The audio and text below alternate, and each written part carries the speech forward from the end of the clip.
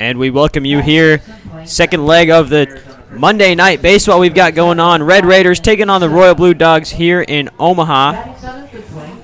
Got a good game here ahead between the 6-18 Red Raiders, 8-16 Royal Blue Dogs. A lot to play for here for both of these teams as we welcome you here into the booth. My name is Arnav Pokhrel. Joining me here today, Brayden Gum. You know, two teams at the bottom of the standings, but a lot to play for here as they're trying to avoid the filth ballers. Yeah, certainly is going to make a big difference when it comes down to the postseason of who's going to play that number one team, the filth ballers. You know, pretty big deal, but in the scheme of things should be a good game tonight to see who's going to come out on top. Yeah, and you're mentioning the Red Raiders. They're currently sitting at the bottom of the standings, but they've been on a pretty good run here recently. We'll take a look at the scores here from the past games as we head through the week here. On July 21st, the Red Raiders defeated the Crop Dusters 11-7. We also saw the Bombers defeat the Black Sox 4-2. We just saw the Bombers defeat the Black Sox again earlier today as well. 15-5 the final score in that game was. 8-4 the Royal Blue Dogs lost to the Haymakers on July 22nd. 4-5 the Red Raiders lost to the Rail Riders, and then 2-4 the Royal Blue Dogs lost to the Filth Ballers here at Seymour Smith as well. July 23rd, Brayden, what are you seeing? Well, you know, I mean, especially with the Red Raiders, they've been on a little bit of a tear recently, beating the Crop Dusters 9-6, and then as well here we had the Haymakers beating the number one seed for coming into the postseason, the Filth Ballers. So should be a pretty interesting coming into the postseason. Yeah, we'll take you down here. Ready for first pitch. We are between the Royal Blue Dogs and the Red Raiders. Batting first here for the Red Raiders. We've got Ty Beasley, the shortstop. Takes the first pitch foul. First pitch time is 7:42 at 72 degrees here at the ballpark.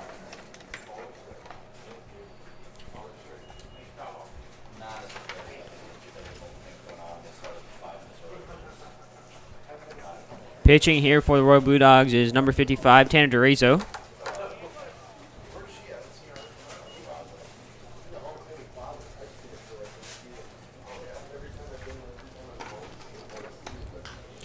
Another pitch fouled back out of play.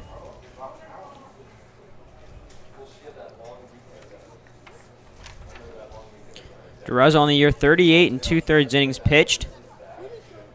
We got 6 plates, 6 starts. 32 runs given up, 27 earned runs, given up 53 hits, and a hit by pitch here early will advance Ty Beasley.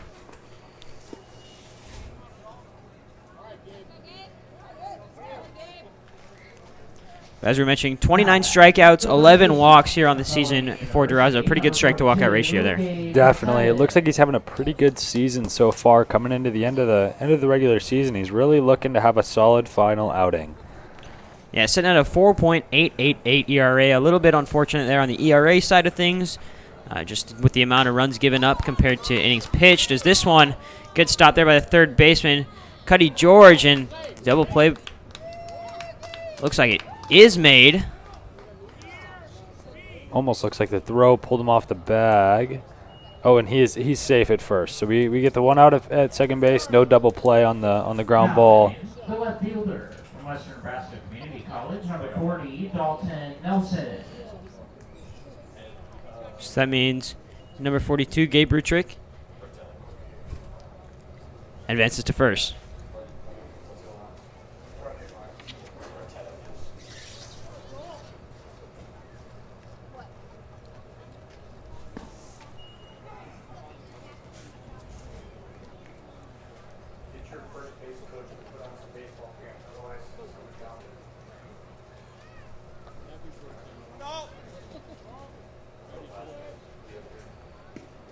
The pitch inside.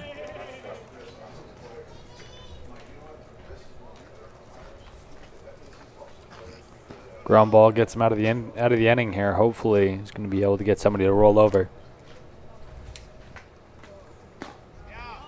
Ball up and in, bringing the count 2-1.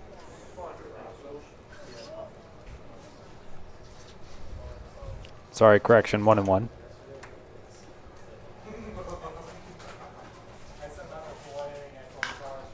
Ground ball to third here.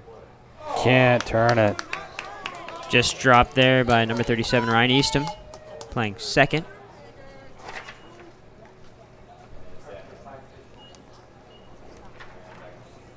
Eastham usually the catcher for this Royal Blue Dogs team. Mooney Central College, number 33. But man, the backstop here is Nick Carlson.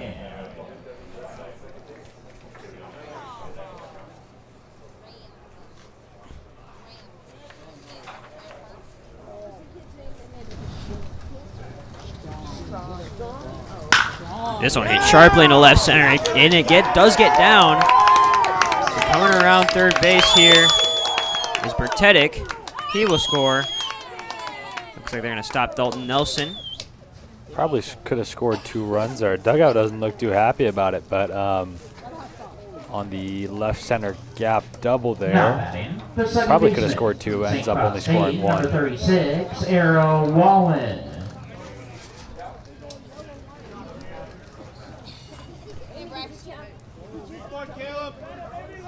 I told everyone, yeah. Except bring towel and umbrellas.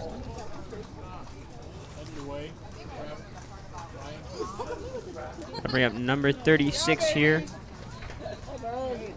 for the Red Raiders. It's Ira Wallen.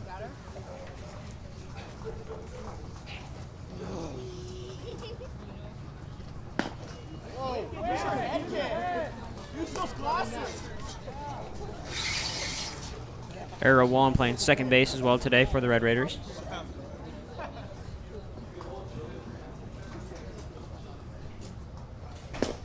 Big swing there from Wallen.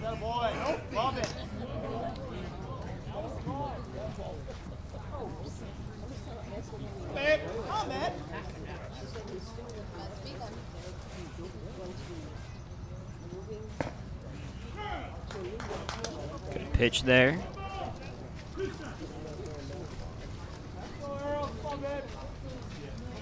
One and 2 pitch here, looking to get a strikeout or some weak contact. Got him there, Durazo, good pitch. And Arrow Wallen will head back to the dugout. That'll bring up TJ Swaney. Now batting, the third baseman from Southwestern Community College, number 27, TJ Sweeney. Need a base hit here from the Red Raiders to score any. Looks like a curveball for a strike on the inside half. Good pitch there from Durazo. Swaney on the year hitting 200 flat. 6 RBIs, 5 runs scored.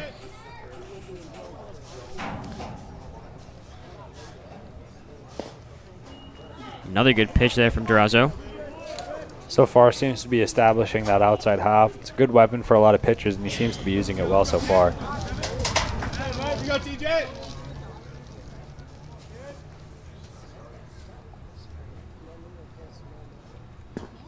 There it is, strike 3 called.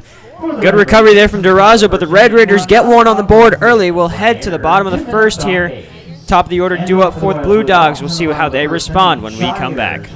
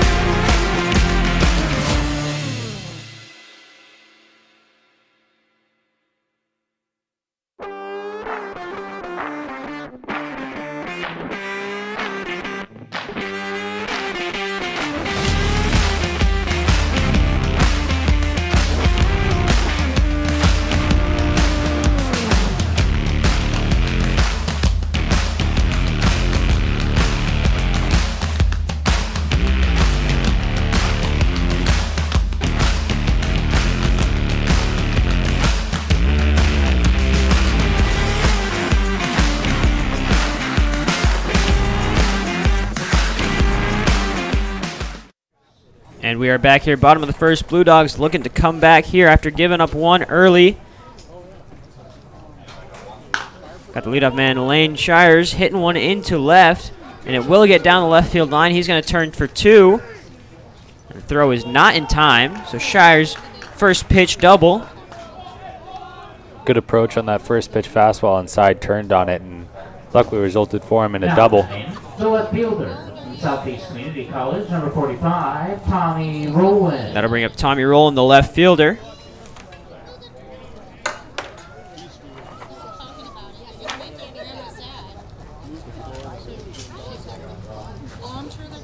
Rowland on the year 9 for 37, 243 average. Pitch up and outside from Versalino. Versalino on the year 12 and 2/3 innings pitched. Giving up 14 runs, only 9 earned runs though. ERA sitting at 4.974. 13 strikeouts to 11 walks. A pretty solid strike to walk ratio, almost 1-to-1. We ask that you please return all foul balls to the first or third base dugout. I'd be like staying there like a month at a time. While the rain has stopped here, it's still a little damp out there on the field. How do you think that's going to affect the play here, especially with ground balls? Especially with ground balls, they're going to be a little bit more slick coming along the grass, and if they pick up some water, the baseball can get pretty slippery for a lot of infielders, and then coming back to the pitcher, and can result in kind of some freak errors that usually wouldn't happen. Some bad throws or some bad hops taken, especially with the damp, wet dirt. Usually is a lot harder, and the baseball skips a lot more across the grass and dirt. So it could result in a little bit of, discrepancy, but it shouldn't be too much of an issue.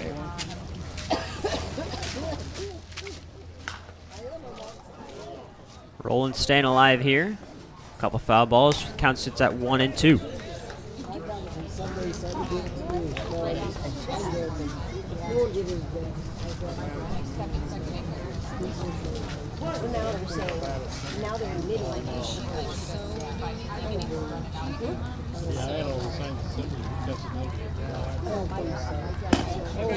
Another pitch high and outside.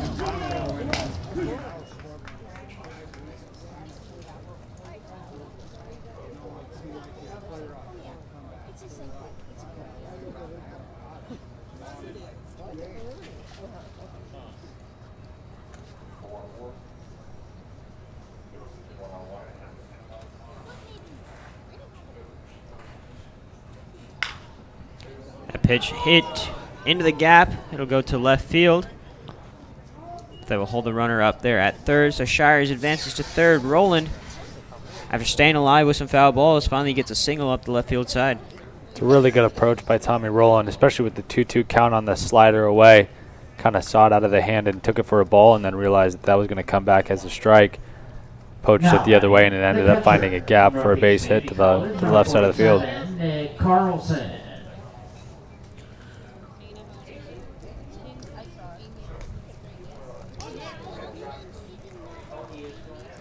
Nick Carlson, our impact player of the game here. 3.68 average, 4 doubles, 13 RBIs. 9 walks, only 4 strikeouts on the year, so very, very solid season Nick Carlson's putting together here for the Royal Blue Dogs. Yeah, it certainly is an opportunity for him to put a ball and play hard and score some runs for the Blue Dogs tonight. Ball into the gap would at least score 1, maybe even score Tommy Rowland over from first.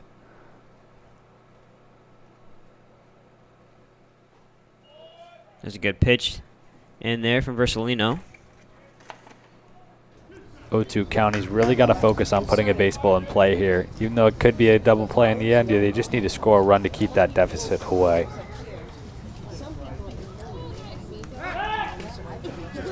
Pick off pitch, not in time. Rowland stays at first.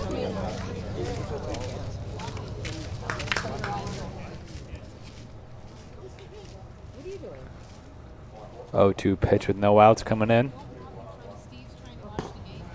Tie, it'll be 1-2. Not the worst pitch. Try and get him a chase here, especially with a few pitches to waste.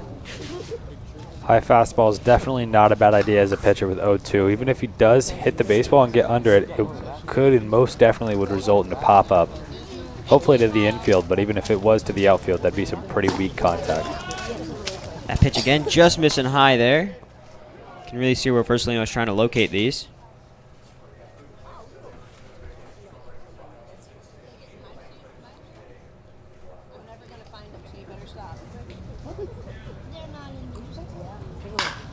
This one hit towards the third baseman.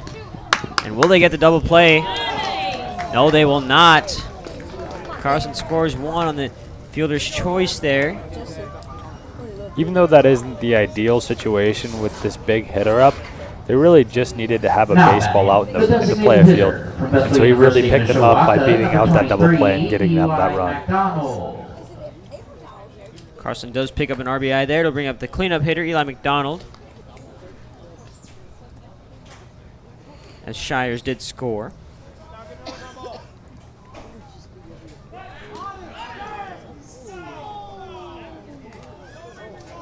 Another pickoff throw there.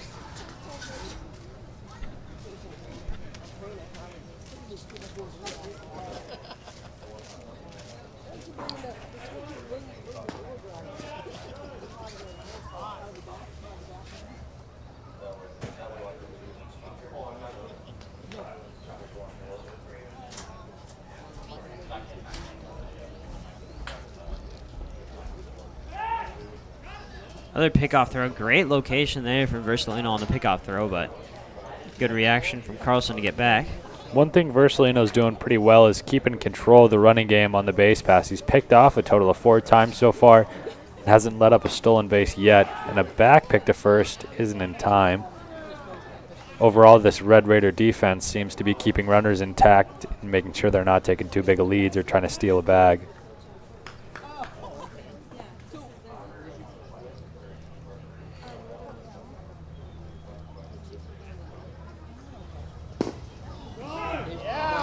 Good pitch in there, catching low side there from Versalino. What a spot!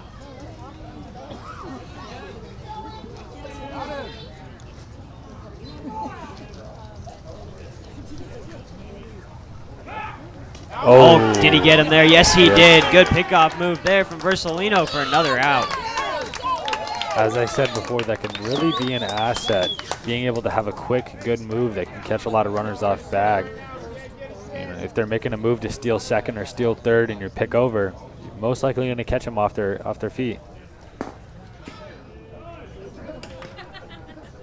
Versalino needs to take that momentum and use it in this last pitch on the 2-2 count to get him inside and get him hitting again.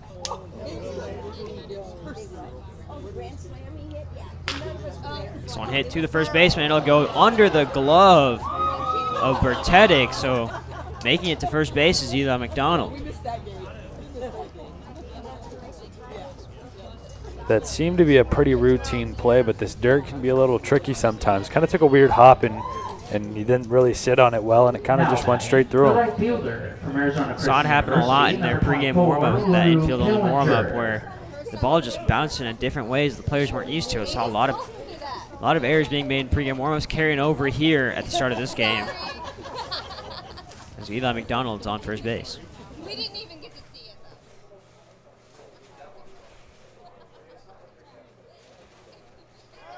though. Runner goes. Did he get him? No, he did not. So Eli McDonald is on second base now. Looks like the throw beat the runner, but the tag was not put on is what the umpire is saying.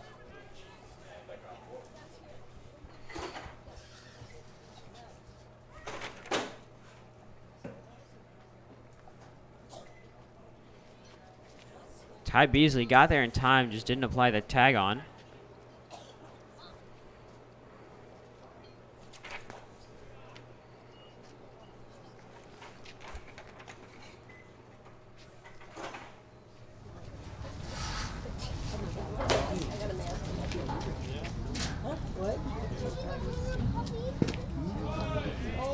That one just misses for 2-1. 2-1 count. Blue Dogs are going to need a base hit here to score the runner on second. Hopefully they'll be able to get picked up here and take the lead early.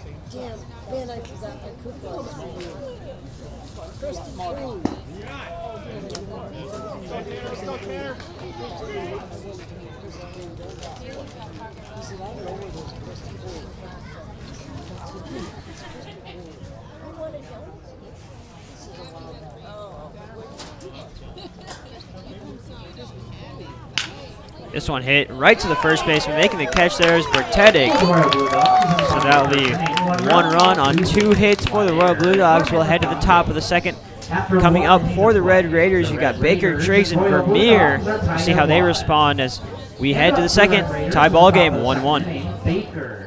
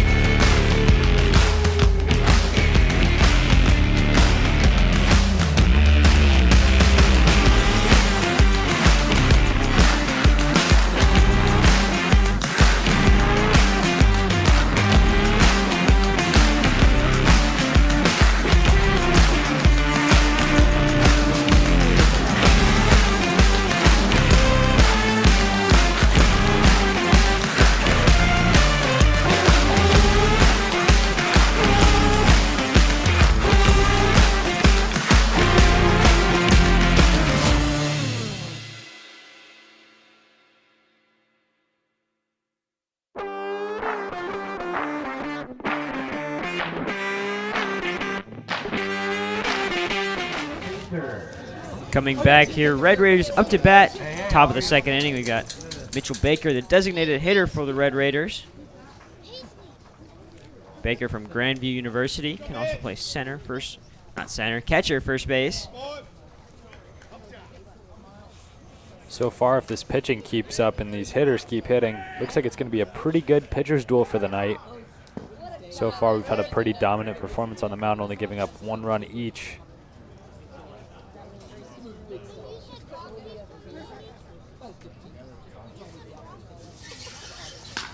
This one shot over the head of the second baseman. I'll go into right center field, so leadoff single there for Baker. And pushing for 2 on the errant throw. Baker will comfortably walk there. And the ball rolls out of play, meaning he gets a free base. I think at least. They're going to have a meeting here. He should get the free base, considering he was already at second when the ball rolled out. See what the umpires rule. And they will give it to him. It's unfortunate for the Blue Dogs. A little bit sign of a lack of hustle there. Didn't get the ball in, and then after the overthrow, having the ball right into the gap of the dugout. Now batting, the center fielder. With a routine for single, State College, number 9, Baker Noah fortunate to end up Triggs. on third base due to 2 errors from the Royal Blue Dogs. That'll bring up Triggs, the center fielder.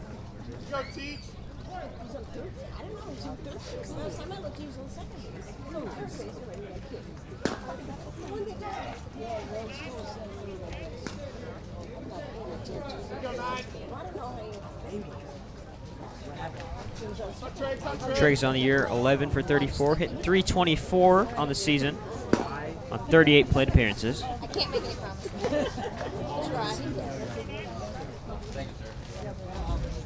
Try. Remember, Triggs third on the team in strikeouts with 15. And there's a fumble there from Cuddy George, meaning Triggs will head to first and score. Baker home.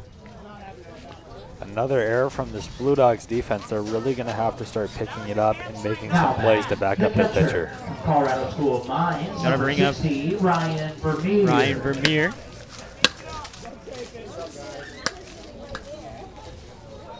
The 9-spot hitter, Vermeer.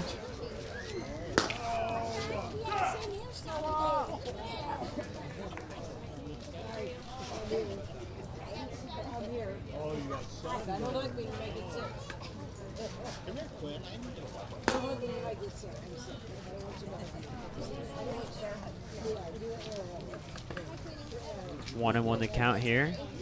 Durazo working against Vermeer. Vermeer on the year 9 hits on 25 attempts. This one lifted into center field. Getting under is Lane Shires. And returning to first base is Noah Triggs.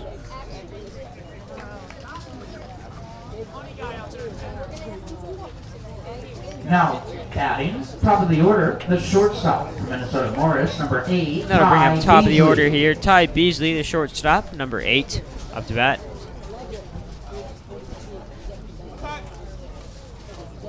Ground ball could get the Blue Dogs inside. Would really be helpful for them to get 2 outs here. First pitch strike there from Durazo.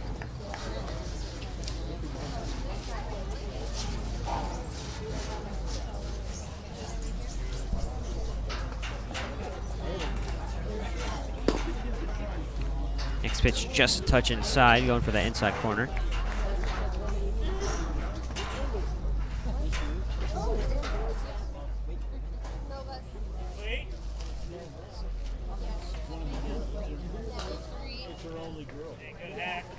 Next one lifted foul.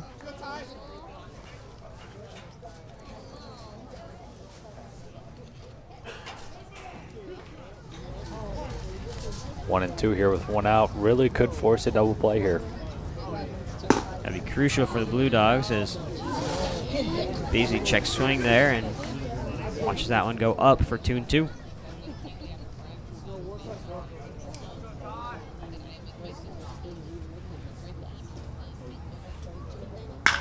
This one lifted deep right center field.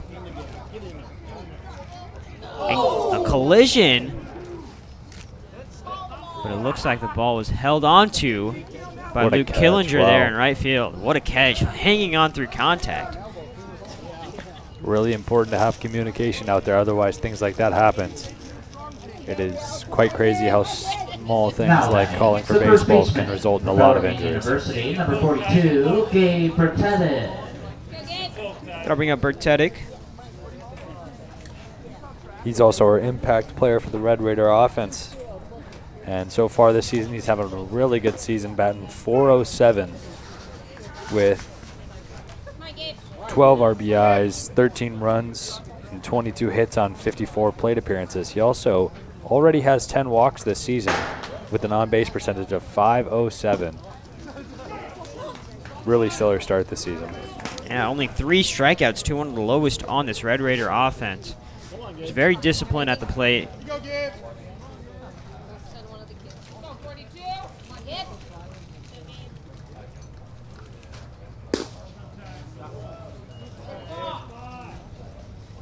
Count is now 1-2 against Bertetic. Really close, though. 2 pitch on that last. Come on, kid.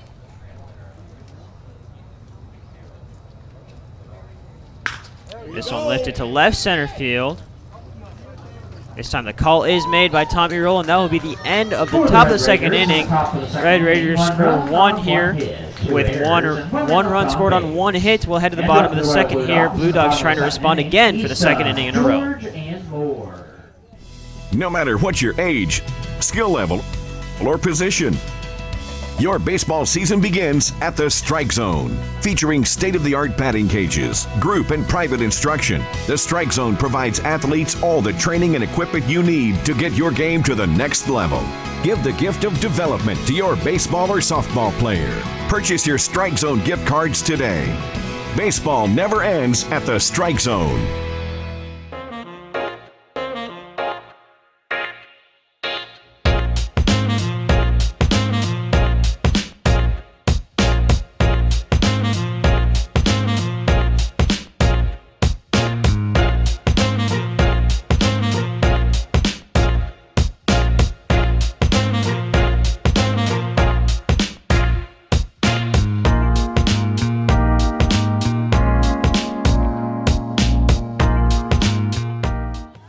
We are back here getting ready for the start of the bottom of the second inning. Take a quick look here as we head through the last few games of regular season play. Take a quick look at a few scenarios here for the Royal Blue Dogs. First off, they can be either the 6 or 7 seed. With a win here today, they clinch the 6 seed, or a Red Raiders loss, they will clinch the 6 seed versus the Haymakers when they play. And for the Red Raiders, they need to go 2-0 to get the 6 seed, go 1-1 and have a Crop Dusters loss to get the 7, and if they go 0-2, they will end up as the 8 seed here in the Corn Belt League. And really, it's just a battle to stay away from 8 seed because you do not want to play the Filth Ballers first round. Yeah, something as small as being the 7 or 8 seed could really result in the end of your season pretty early throughout this postseason tournament. And last year we saw it with this same team, the Red Raiders, who were the 2 seed last year, ended up playing the 7 seed. Last year there were only 7 teams in the Corn Belt League. And so the Filth Ballers, with winning the regular season title, got the first round bye. And then the 7 seed last year upsetting the 2 seed, and then the 2 seed season was over. So really, this 2-7 matchup could be huge when it comes to postseason play.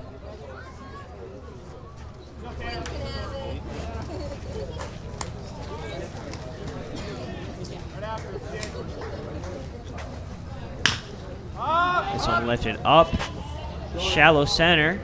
Calling for it is the shortstop and making the play there, Ty Beasley.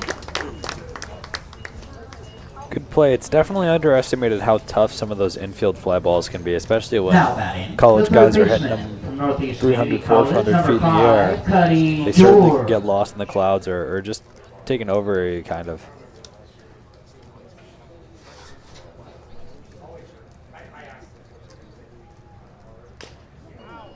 A low pitch fouled off towards the third base side. Looks like it caught a piece there of Cuddy George.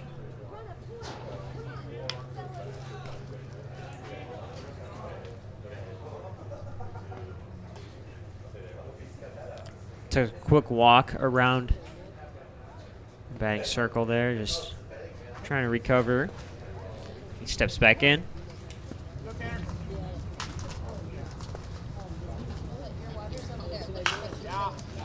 This one lifted up and away. Out of play, it'll go on the right side. 0-2 pitch here. Really good opportunity for a strikeout.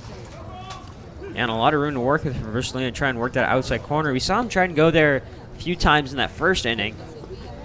Missed it by a little bit, but he's slowly working his way outside, and there's another pitch outside that misses, just trying to get George to chase. He did not look too happy after that fastball up and away. It must have not been where he really wanted to locate that. Luckily, though, today's curveball has been working really well. There it is again. Should be a good option for him coming into this 2-2 count.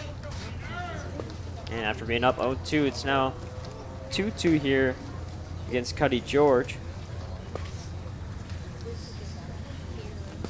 And there it is, exactly as I said. Curveball started on the inside half and ended up right over the plate for the strikeout looking. Now batting, the first baseman. Bring up Josh Moore, the first baseman from Northeastern Community College. Just about 2 hours away from here in Omaha. It's in Norfolk, Nebraska.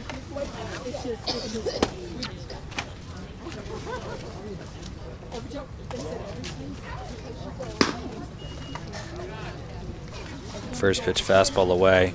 Looks to be just a tad outside.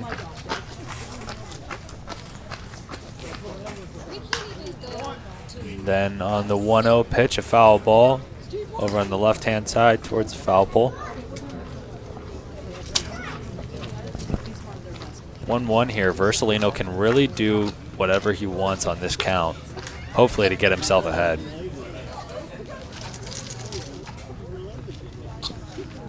Curveball looks like it was spiked into the dirt. Seems to be struggling to locate that a little bit in the last few batters. Hopefully he can find it back before the third inning.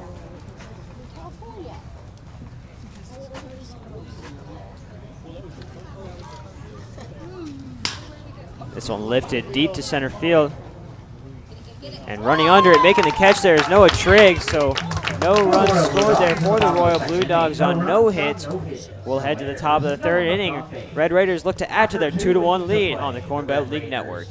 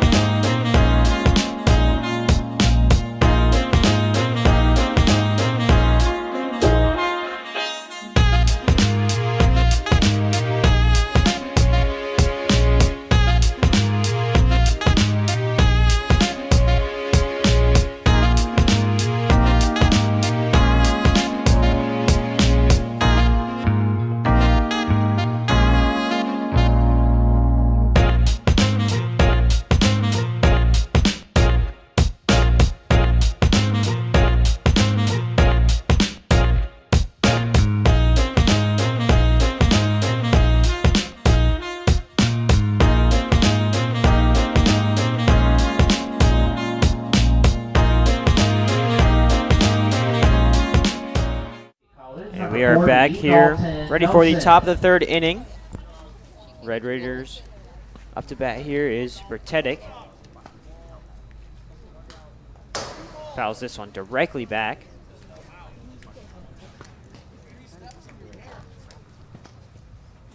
Red Raiders looking to extend their lead here. If they could get a knock or two here and score one or two more, really could take the advantage here.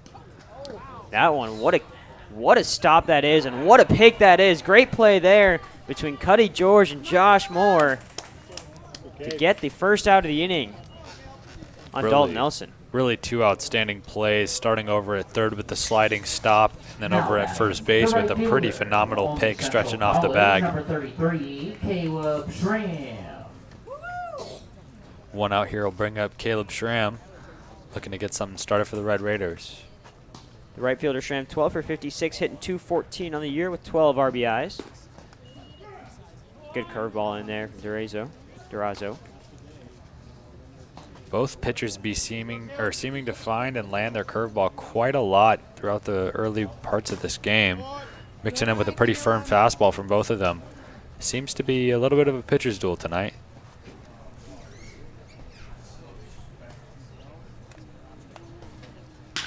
This one hit straight back up. Right past the second base bag. That means Schramm advances to first. It'll bring up Arrow Wallen. Right back where it came from on that hung curveball. He left it just a little bit too over the plate. Gave Schramm an opportunity to drive something right back up the middle or over to a gap. So luckily it wasn't a double or a triple, only ended up being a single.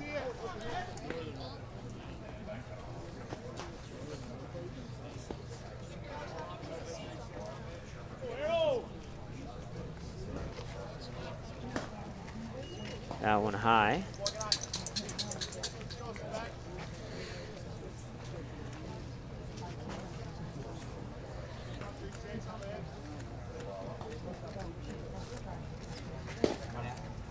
That's a great pitch there from Durazo. It's 1-1 the count.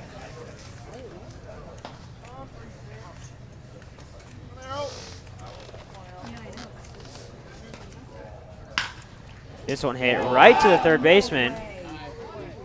Unable to get the double play, but line out there directly to Cuddy George for Arrow Wallen.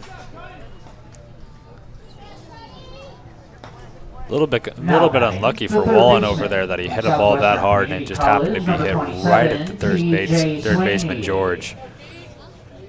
Luckily for the Red Raiders, it didn't result in a double play. Now bringing up TJ Swanee with 2 outs. Swanee looks at the first pitch in for a strike. So far, the Red Raider hitters have really been seeming to leave that first pitch fastball over the plate. When in reality, they might want to be taking advantage of it, because a lot of times in these at-bats, it's the best pitch they're getting. It's now 1-1 here for Swanee.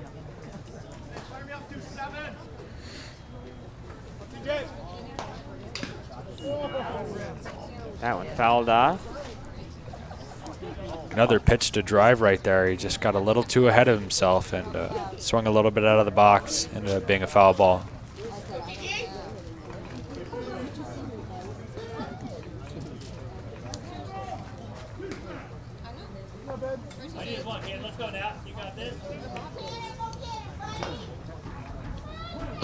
Swanee's up again, looking to attack this 1-2.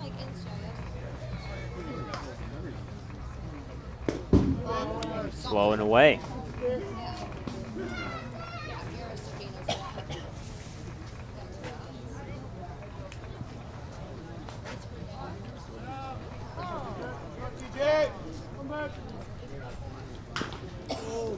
Another foul ball there. Swanee. He's really fighting to stay alive in this at bat.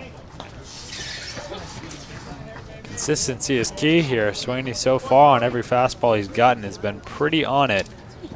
Definitely could be a good opportunity for Durazo to throw a curveball and mix it up a little bit on a 2-2 count before he gets forced in a 3-2 count to throw a fastball. That pitch just missing high there. So there's full count there for Durazo. It's really important he gets a strike over the plate to not have any runners in scoring position.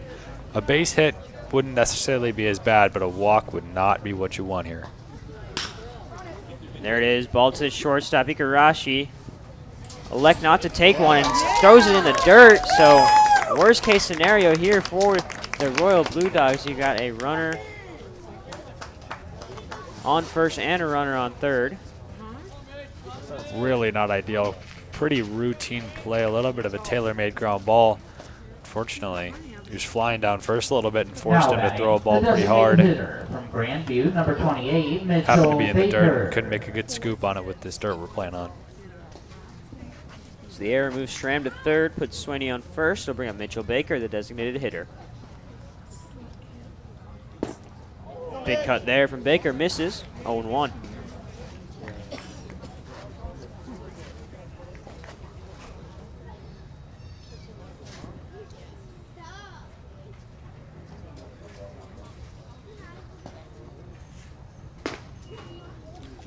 One is right past him. Baker's really got to put a ball in play here to give his team a chance for an at-bat. A little bit of a base hit to score one.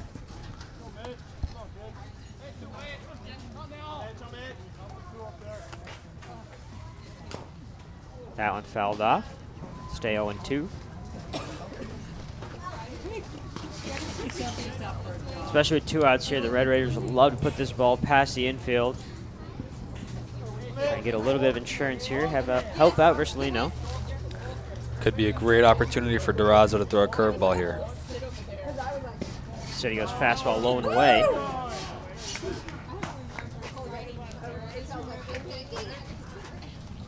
Right now, Durazo's really set himself up to throw whatever pitch he'd like.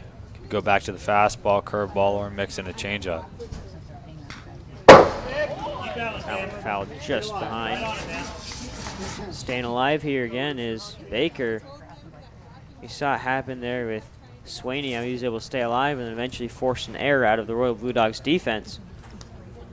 See if Baker can replicate that and get on base here.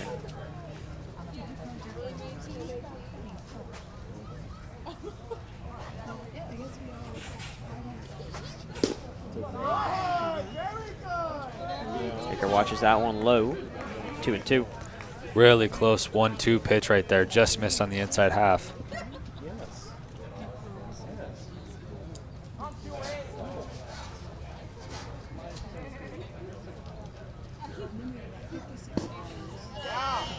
Durazo just seems to be struggling to find the strike zone in this at-bat, coming all the way back from 0-2. Now we're at 3-2 with 2 outs, runners on first and third. Pretty big pitch right here. This is the difference between getting out of the inning and having bases loaded. It's a foul ball. Really good fight here out of Baker so far. He's had a 9 or 10 pitch at bat right now. He's really putting some pressure on Durazo on the mound.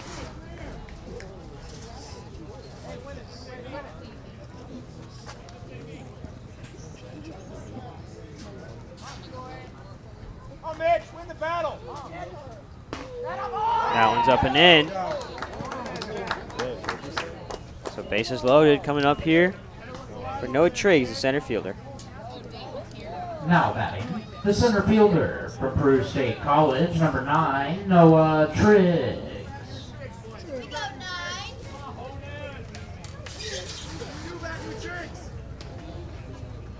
A quick little mound meeting here between Carlson and Durazo. Trying to figure out how to attack this with 2 outs and bases loaded. Ground ball would really be ideal as they have a force out at every bag. Any sort of weak contact is really going to work for Durazo right in this situation.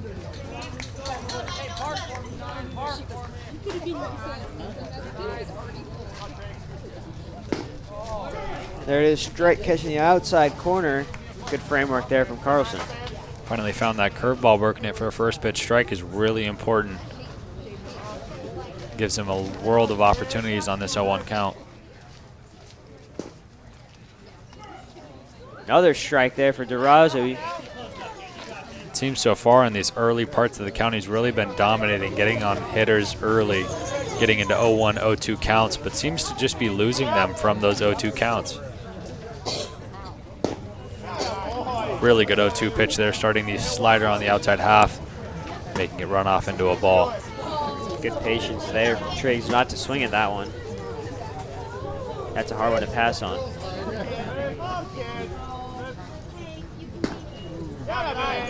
That pitch inside. So 2-2, and just like he said, being ahead in the count 0-2 and now lost it. 2-2 the count is here for Durazo. Seems to be giving up ABs a little bit coming off those 0-2 counts. This one chopped to the third baseman. Making the play there is Cuddy George. For the Red Raiders in the top of the third inning. No runs for the Red Raiders. At the top of the third, we'll be heading to the bottom of the third inning. Roby Igarashi, JJ Schubert, and then back to the top of the order for the Royal Blue Dogs coming up when we return.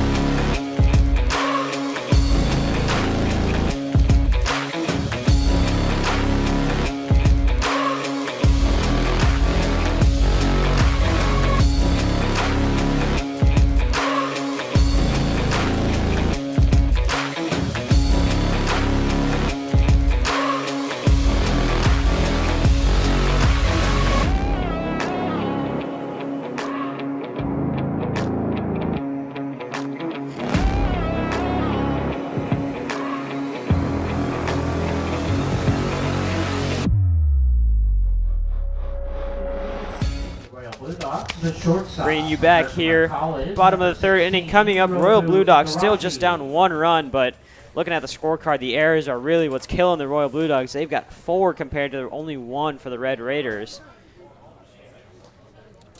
The Red Raiders slowly but surely climbing back. They've won their last game 9-6 versus the Crop Dusters. That was a huge one considering the Crop Dusters are right above them in the standings. There's a fly out to left field.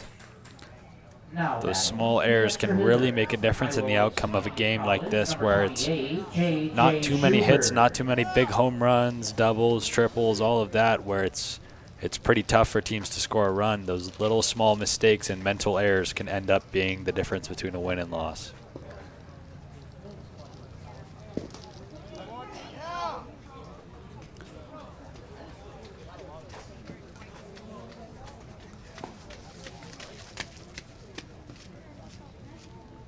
JJ Schubert, the extra hitter.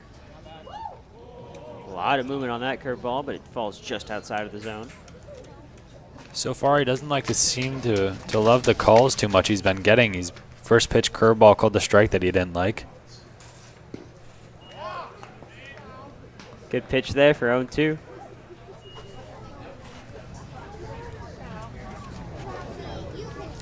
Looking to finish off and get a strikeout himself here. 1-2 pitch.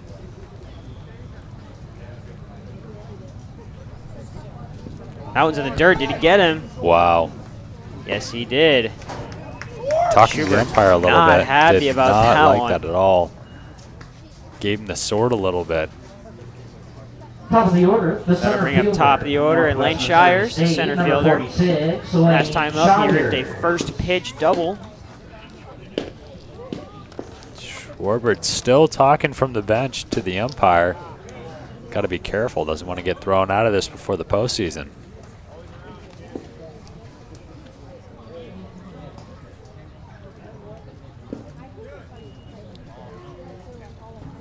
Two 2-0. Shires ahead early in this count.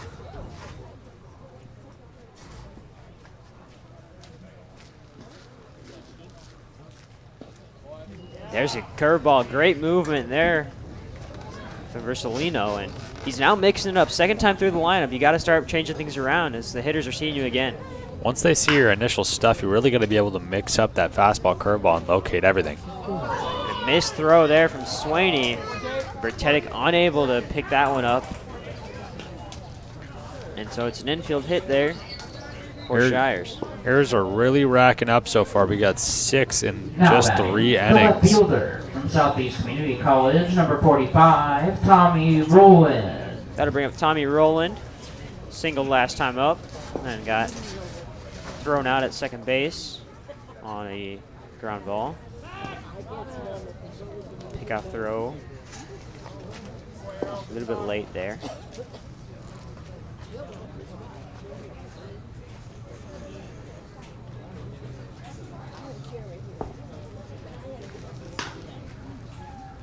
That one fouled out of play on the left field side.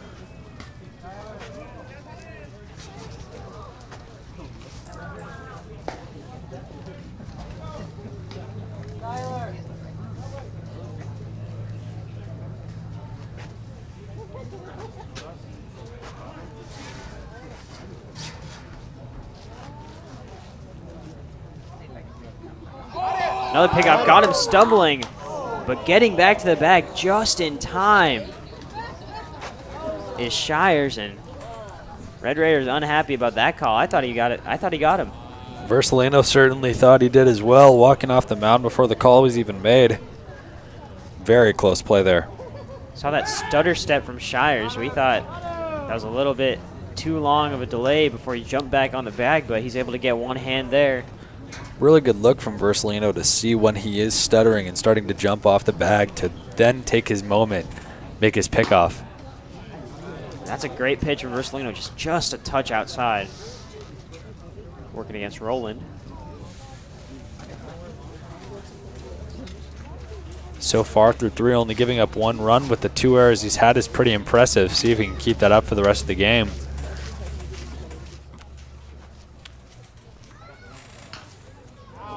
That one, foul ball.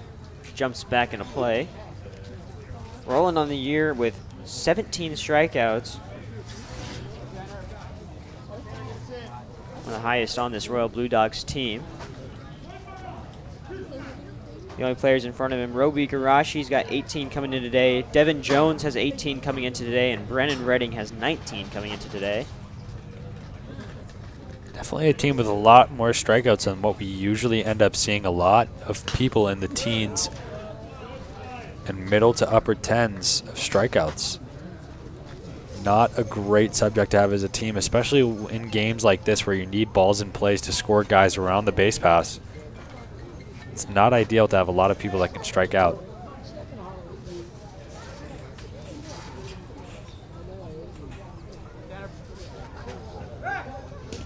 Another pickoff attempt there, but making it back in time there is Shires.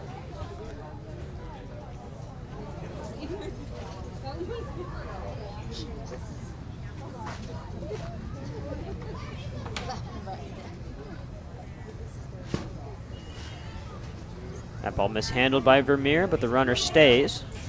So no harm, no foul. 2-2 here, could really use a successful painted pitch to get himself an out, whether that be from a strikeout or soft contact.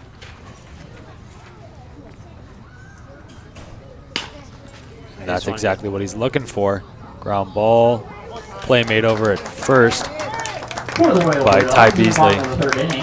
That would be the end of the 3rd inning. Red Raiders still lead 2-1. Pitchers are both settling in and doing their jobs. We'll have the top of the 4th coming up when we return. Red Raiders in the top of the 4th.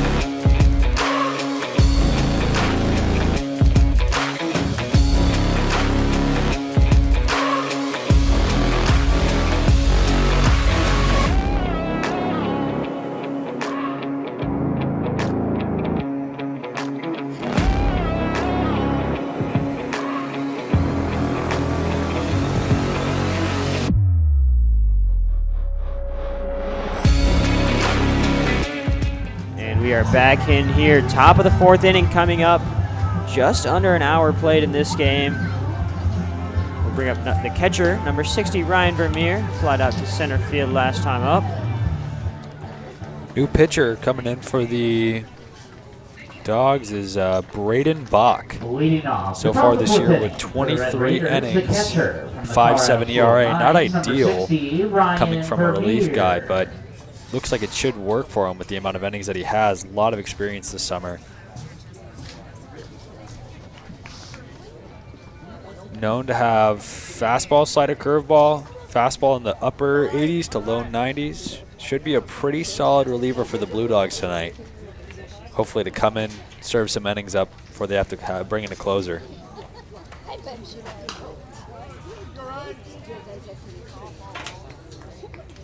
You got to think Durazo was pitching pretty well, but you also got to remember postseason's coming up. You got to rest your guys. Probably was on a pitch count, and as he's approaching it, you don't want to risk him going over. So bring in your reliever early. You bring in Bach, who's very solid, 9 appearances, only 2 starts, so he's known to be in this reliever role.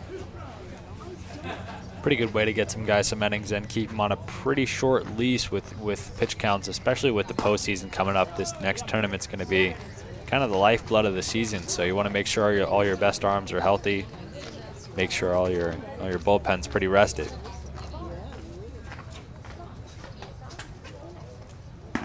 That pitch up and in. Really close miss there, bringing it 3-2. You do not want to have a leadoff walk. Certainly can be a way to a big inning, giving up a leadoff walk. This one lifted shallow center. Getting under it is Shires and making the catch there for the first out.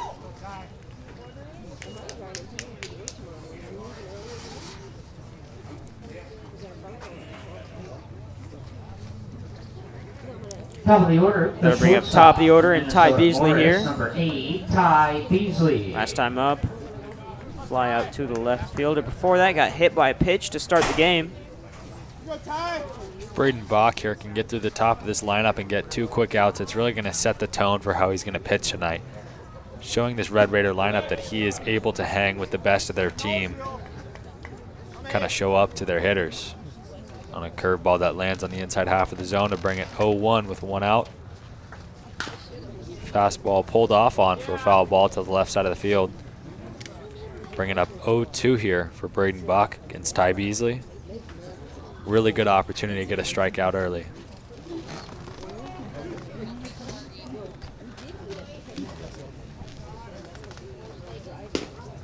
And the 0-2 misses inside fastball. Nearly got Beasley. If he can set a strikeout or a ground ball, really could set the tone for number 2, 3, 4 hitter coming up next. And there's a pop fly to the foul territory. And the catcher makes a great catch on near the fence, almost running into it. That's a great play by Mick Corson. Nick Carlson there making the play. Now batting, the first baseman from Bellarmine University, number 42, Gabe Bertetti.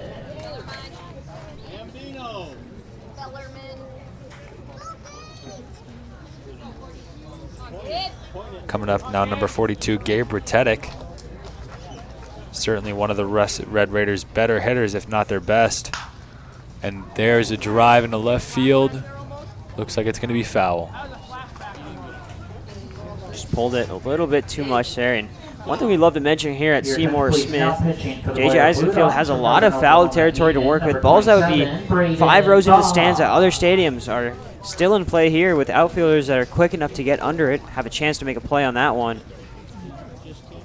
Certainly can be very annoying as a hitter when you pull off on a ball like that and it gets caught. It's one of the worst things to happen in baseball. 0-2 now the count with 2 outs. Bach looking to make quick work of the Red Raiders here in the top of the 4th. And there it is. Curveball got him looking. Great work there from Brayden Bach coming in relief for the 4th inning. No runs on no hits for the Red Raiders. Up for the Blue Dogs in the bottom of the 4th. Carlson, McDonald, and Killinger will have them up after we return from the break.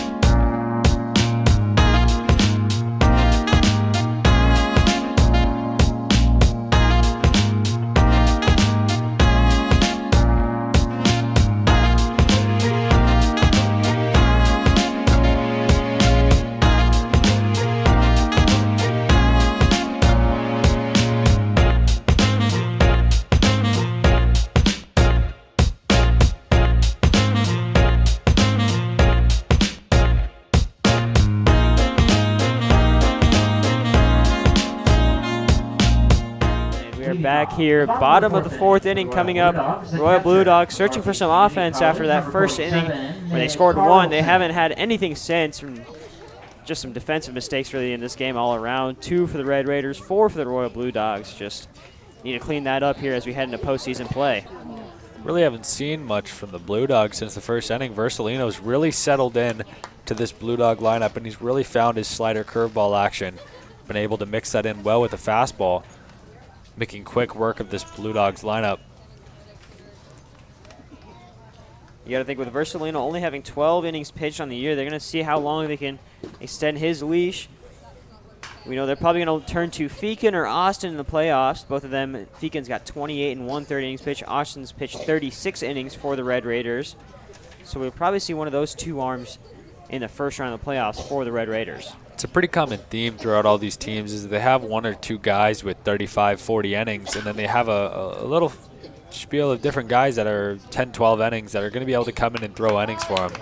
As there's ground ball fielded by Beasley for the first out. Good pick there from Bertetic. Definitely the difference in this Red Raider defense is that they've been able to make the routine plays look easy as the opposite of these Royal Blue Dogs. Really have struggled to get a lot of the routine and challenging plays made, resulting in a lot of free bases. Oh, misses low.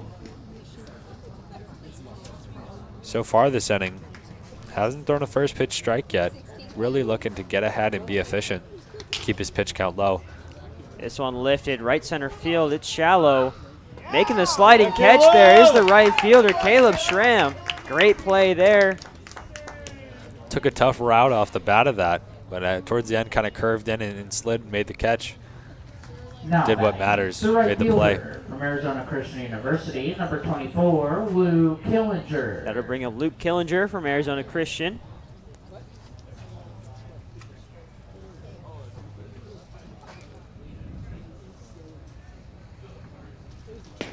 Could really be useful for Versalino to make some efficient work throughout this lineup. Have some 10 to 15 pitch innings. Hopefully keep his pitch count low to get himself 5, 6, 7 innings tonight. Especially if he can show that he is a dominant pitcher for this team.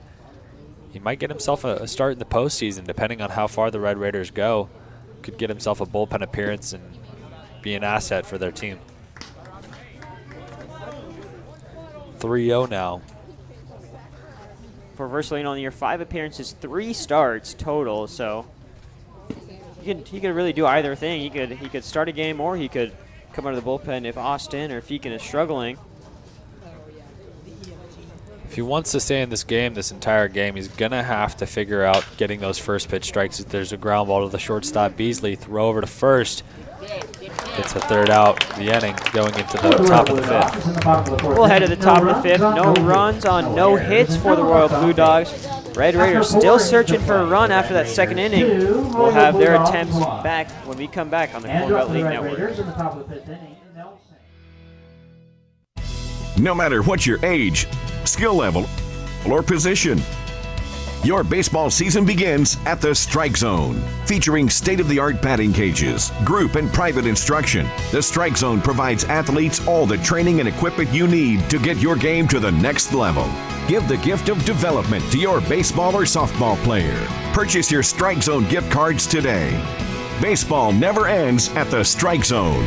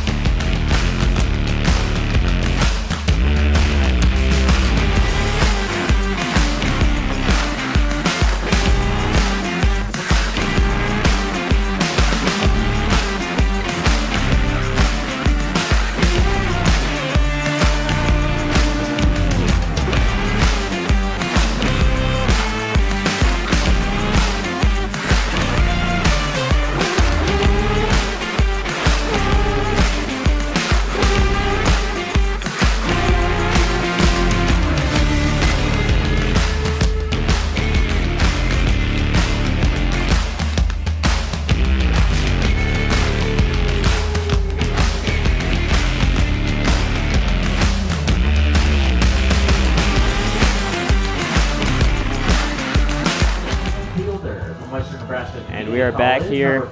Still Bach on the mound for the Royal Blue Dogs. Made quick work of the Red Raiders last inning. Now we got Nelson, Schramm, Wallen due up for the Red Raiders. As we get into the 5th inning, it looks like both pitchers are really starting to settle down and settle into this lineup. The last 2 innings being pretty quick. Plays made there by the shortstop Igarashi. If this continues, it looks like both teams are just going to kind of cruise, looking to get some base hits. And if so, that will result in a Red Raider win tonight. Now batting, the right fielder from Olney Central College, number 33, Caleb Schramm.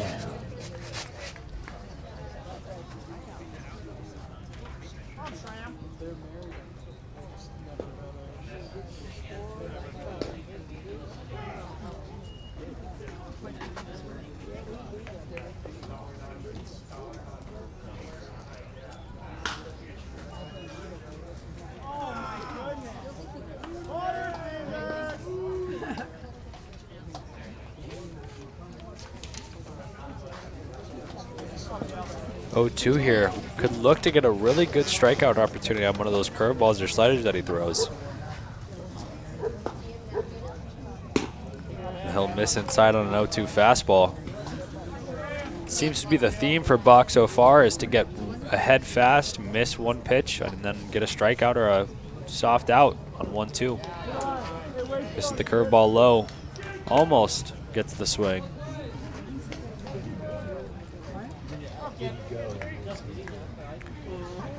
Schramm here looking to get a base hit and get something started for the Red Raiders.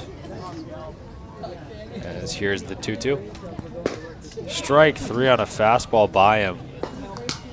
Schramm strikes out on the 2-2 pitch for the second out. The second baseman. That'll bring up Arrow Wallen. Number 36, Second baseman. Arrow Wallen. A little bit of a defensive change here for the Royal Blue Dogs. We got Eastham in at shortstop now. Brennan Redding now, number 34 from Mount Mercy, heads over to second base. Looks like they're taking Igarashi out of the lineup. Big cut there from Wallen. So far for Bach, that fastball just seems to be running hitters up, getting by him 3 or 4 times in a row now. Misses low with another fastball, setting up a 1-1 count. Hopefully a chance for Bach to get ahead. Bach from Northern Oklahoma, Enid. They're not a college that we see anyone else from the Corn Belt League play for.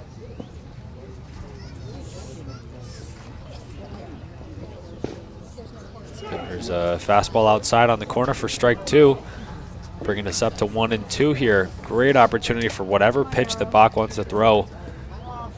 Could result him in a strikeout or another ground out to the shortstop, as we've seen a lot from him. That one just misses. 2-2, doesn't want to get behind in the count. I think Bach, I'm looking off speed here. Maybe you've been blowing hitters by with your fastball. Try and catch them swinging early. I would agree. I think this is a great opportunity for that curveball. So there's the slider, and does not get the call. Pretty borderline pitch there. Slider at the belt. Just a little bit on the outside corner there.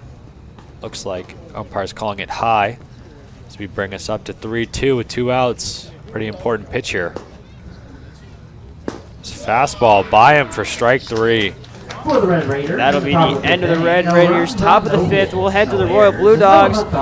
Trying to still find some offense here as the pitcher for the Red Raiders, Versalino, is still dealing. We'll have it when we return after the break.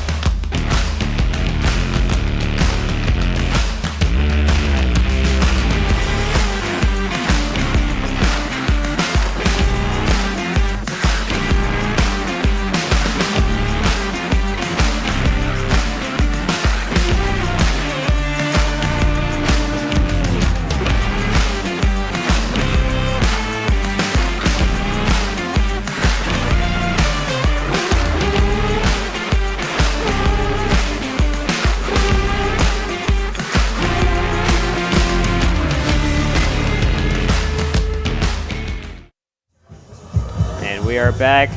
Blue Dogs still searching for some offense, and Versalino still dealing. That's the story of the night here for the Red Raiders. Possibly finding some consistent pitching from Versalino. So far, he's really steamrolling through this Royal Blue Dog offense and coming into the top of 5th. He's only given up 2 or 3 hits so far with 1 run. Seems to be like he's going to have a really solid outing. There's the fastball pulled off on for a foul ball to the third base side. Coming in 0-1 right now. He certainly needs to keep that pitch count low, and getting a lot of first pitch strikes is certainly going to help him. Foul ball, strikes called, and swinging really is going to work for him tonight. There's that slider he has. Pretty tight spinning. It's definitely a harder slider that we see here. Works well with that fastball, and he also has a pretty bigger, slower curveball that he uses a lot on 0-2 counts. Could see it here. My guess is he's going to go fastball high, try and get him chasing, but we get a time called from the hitter.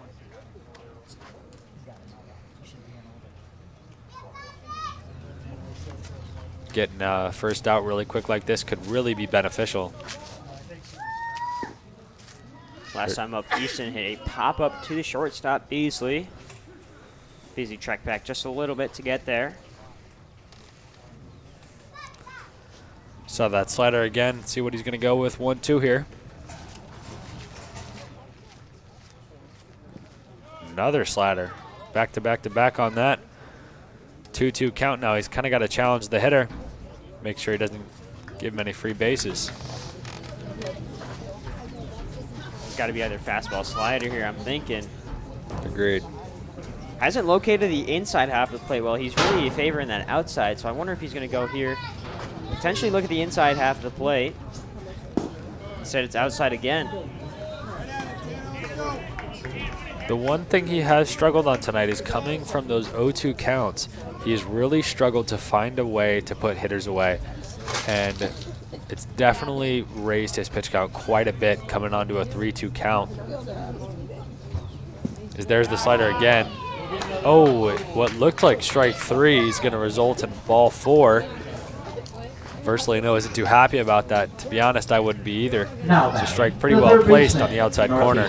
Cuddy George, last time up, strikeout looking against Versalino. Versalino just caught him with that nasty curveball he throws. It's the 3rd or 4th time that Versalino's come back from an 0-2 count to get into a 2-2 or 3-2 count. And it seems like that's the only thing that is getting to him a little bit. There's a fastball on the outside half. He's living there with the fastball. Once again, that first pitch strike, another one here for Versalino, has been huge. Just getting ahead in the count early, it's huge for your mental game, I assume, and then obviously you're able to attack more, you're able to be more variable with your pitches. In general, statistically, pitcher's more likely by about 50% to get the out if he starts with the first pitch strike. And from there, the numbers only go up on the pitcher's side as they get more and more first pitch strikes, gain more confidence in their off speed.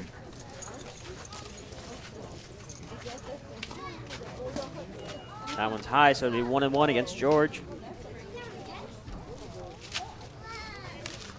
George coming in today, 3 hits on 23 at-bats, 15 strikeouts, so he's only averaging 130. Only 2 walks as well.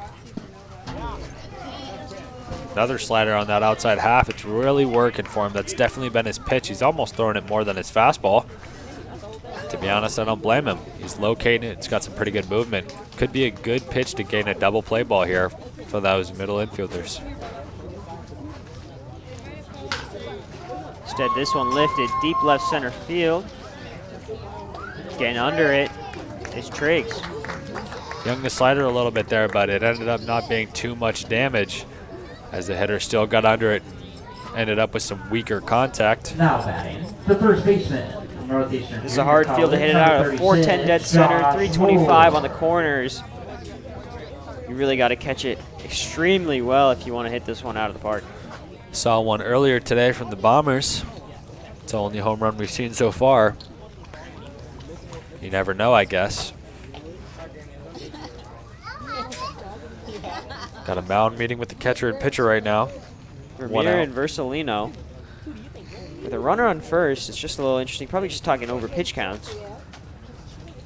Most likely just talking about their goal to get a ground ball here. That's really all that matters. Not only to keep the defense on their toes, keep his pitch count low, get them out of the inning as well. It really could benefit them in a lot of different ways. As there it is. Ground ball to the second baseman. There's one and there's two. Red Raiders pull the double play to end the inning. We'll head to the top of the 6th inning. They keep trying to extend this lead. It's been sitting at 2-1 since the top of the 2nd. Since then, we've seen a pitcher's duel brewing between the Red Raiders and the Blue Dogs. We'll have top of the 6th when we return here at JJ Isaacson Field.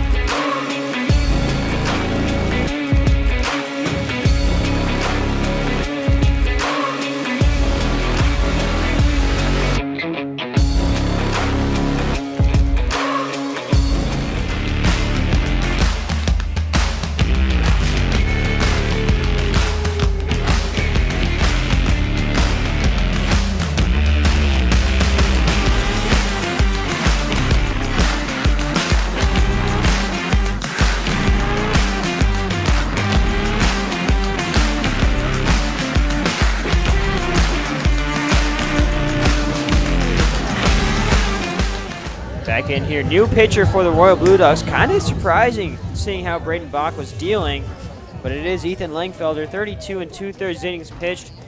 Three games started, but 12 appearances, so he's another pitcher who mainly appears in relief. ERA sitting at 5.19. So we'll see how he attacks this Red Raiders team. Could be just another sub in to get some more guys throwing before the postseason tournament coming up. Definitely a good opportunity for that, even though it is a pretty close game. There's a 0-0 fastball missed low, bringing us to a 1-0 count. Third pitcher of the day for the Royal Blue Dogs. There's a slider, pretty nasty stuff right there. Starting over the middle of the plate, ended up at the bottom of the zone for a swinging strike. 1-1 here. We get a what looks like a changeup inside. It's going to miss just a little bit low. Langfelder did not like that call. 2-1 it is here. And big cut there. Another miss on that slider. So far, just the first 4 pitches seems to be working really well for him. If he continues this, could be a very good asset coming up.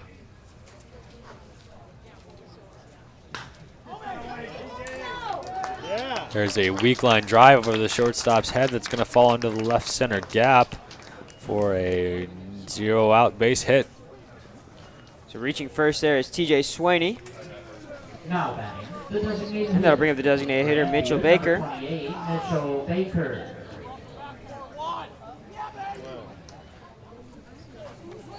Your attention please, now running at first base. From Allen County Community College, number 41, Ethan Got a Neeson. pinch runner here, number 41, Ethan Neeson, the outfielder from Allen County Community College. A little bit more speed there on the base paths compared to the third baseman, Swaney. First pitch from Langfelder, swung on and fouled. Another slider coming in. He seems to be using that more than his fastball.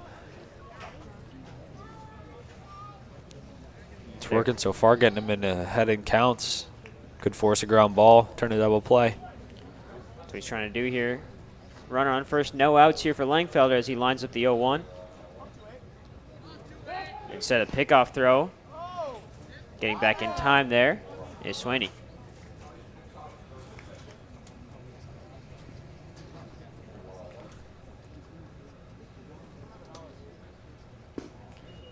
Pitch high there. So it'll be 1-1. Pretty important pitch coming up. See who's going to get ahead in this count. Just missing high there on that pitch, Langfelder is. So it'll be 2-1 here for Mitchell Baker. Kind of has to leave something over the zone to give him something to hit, just so he doesn't get behind in a 3-1 count.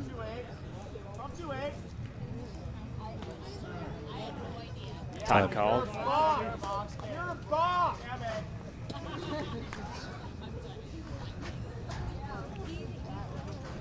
The pinch runner on first. You got to wonder if they will send him on a steal.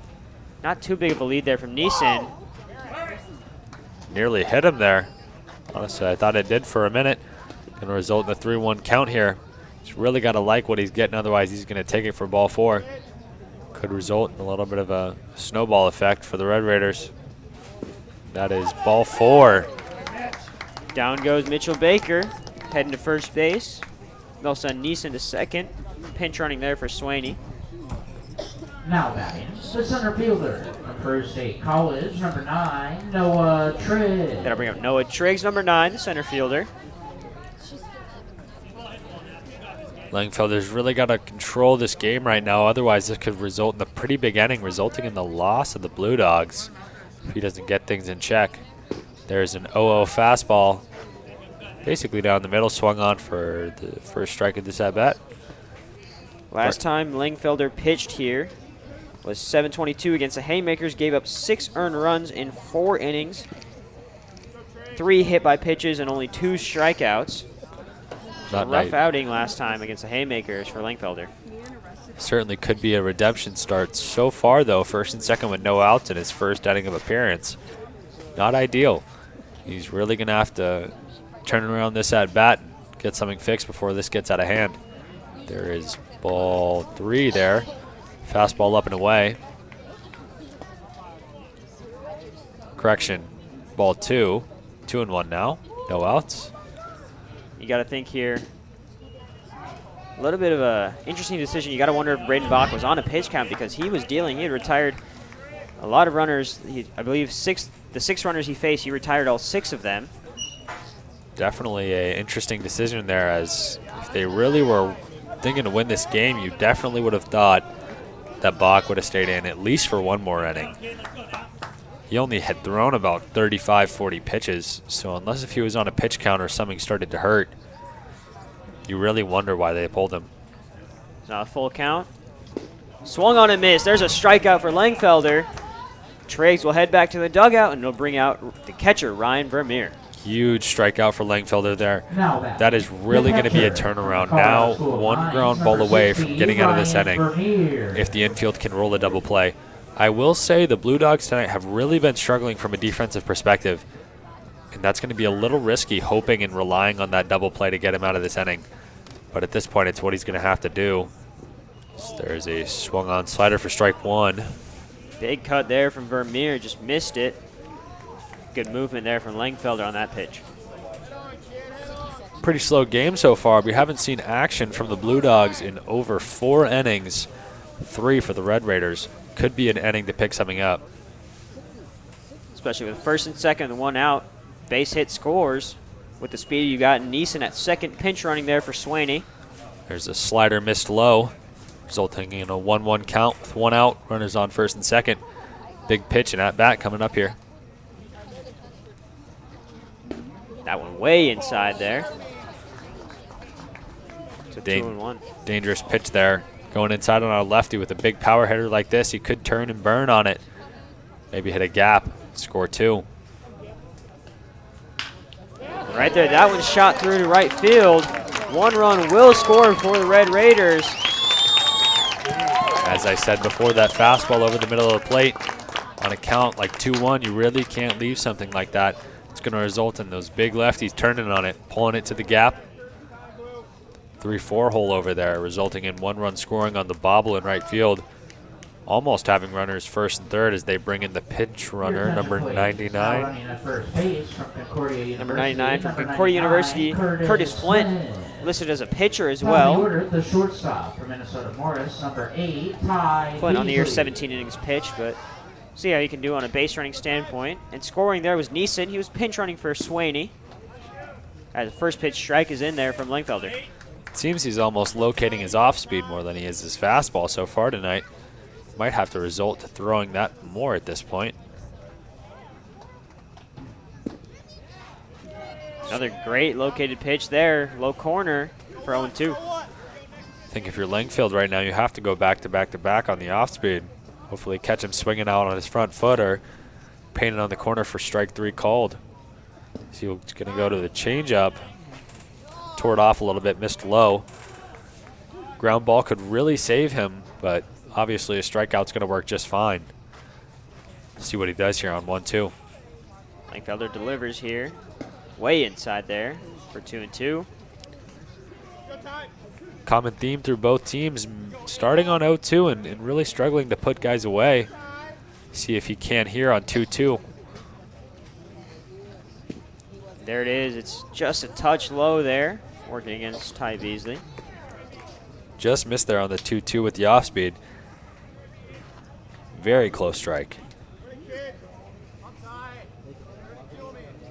Here's a 3-2. This one hit towards the third baseman, and it hits off of the third baseman, Cuddy George. And bases loaded coming up here for Bertetic, our impact player. It's really what Langfield was looking for there. Ground ball to the third baseman, and that really took an unfortunate bounce, bouncing off what looks like his knee, basically going to the fence on the left side towards the dugout. Thankfully for the Blue Dogs, it didn't result in a run. Definitely could have, but the runner was held up at third. Number 42, Gabe Bertetic. Bertetic, bases loaded, has 1 home run on the season. Red Raiders have actually hit 6 home runs. This one high.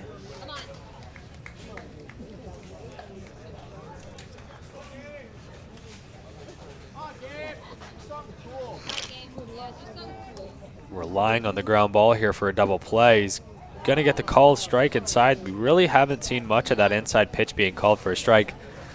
Luckily, though, Langfield kind of needing it at that point. He's going to have to rely on hitting both sides of the plate. So he misses low with the off speed on a 1-1 count, bringing us to 2-1 with 1 out. Bases loaded here. There's a force out at every base. Could make for an interesting play. Get them out of the inning. See what the Royal Blue Dogs can do there. They haven't been real sharp defensively as that one drops in for a strike. It'll be 2-2. Strikeout could really save this Blue Dog team, making it an easy routine step on the base play when there's 2 outs. Instead, that one low and away. Another example of pitchers tonight missing and kind of screwing around with 2 pitches here, resulting in a lot of 3-2 counts, a lot of 2-2 counts, putting a lot of pressure on the defense. That one got him looking. Great pitch there from Langfelder.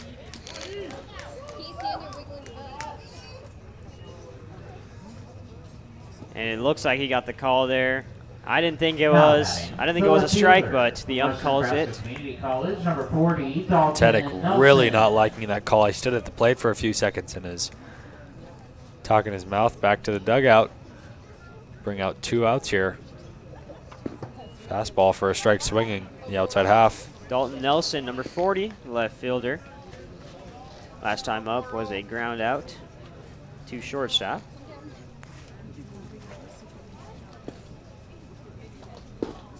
There's another strike there from Langfelder. 0-2 with 2 outs. This is going to be a great way to get out of the jam here.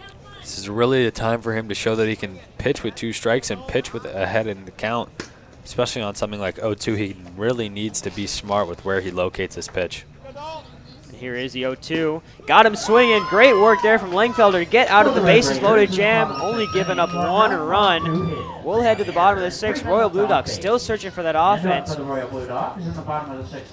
We'll have them up here in the bottom of the 6th when we return after the break.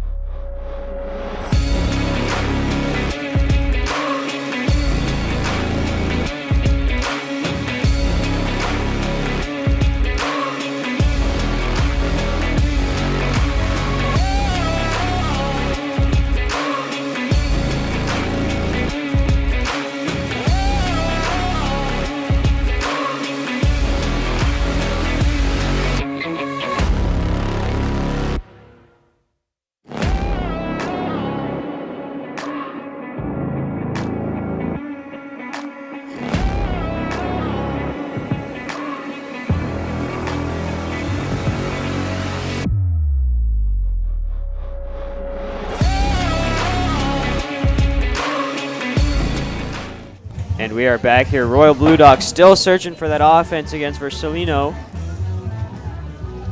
Your attention, please. Pinch hitting for the Royal Blue Dogs. Got a pinch hitter here for the Mercy, Royal Blue Dogs. Number 34, Brennan Redding. Number 34, Brennan Redding.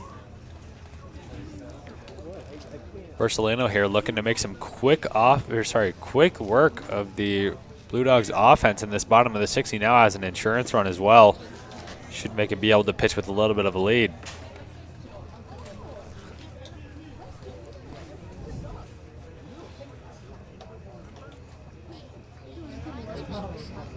That one way inside. Looks like it caught him. And so Redding's first pitch at bat, he'll take first base. Now batting, the extra hitter from Iowa Lakes Community College, number 28, JJ Schubert. Versalino thrown 73 pitches, 41 of them strikes. Hit by pitch, there's a little unlike what we've seen from him tonight. Hopefully, though, can make some easy work of a ground ball here and turn a double play. Get 2 outs really fast. There's a bunt towards the first base side. Versalino fields it, gets the out at first, throw back to second, and he's safe. Good work there from Versalino.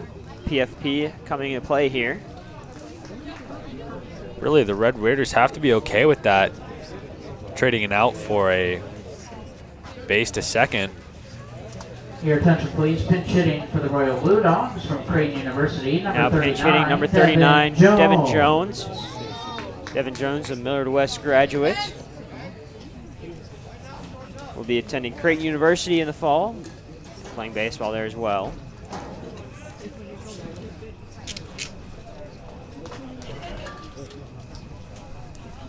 On the year, looking at Devin Jones' stats here.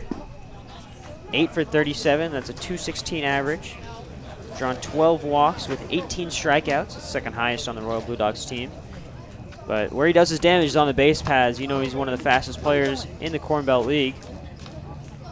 One of the fastest players in Nebraska high school baseball this year. Certainly can use that to his advantage going to Creighton. Definitely going to be a good asset and a good tool for that Blue Jay offense, as well as in the defense. Got a pretty strong arm in the outfield, and that range from his speed is really going to be useful. Track down different baseballs. There's a borderline strike. Got called the ball for a 2-1 count here.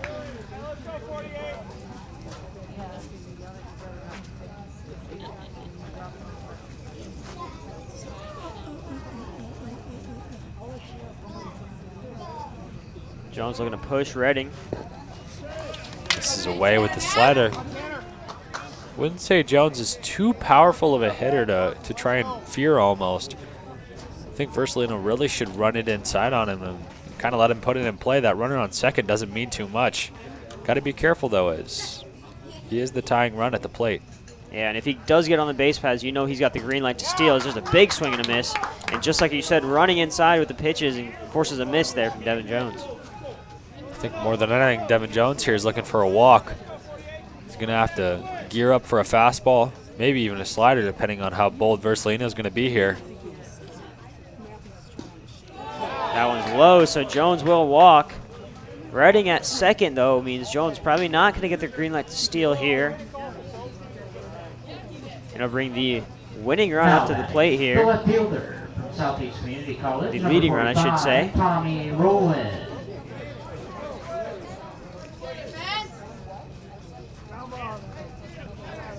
Two ball right here, kid. Let's go.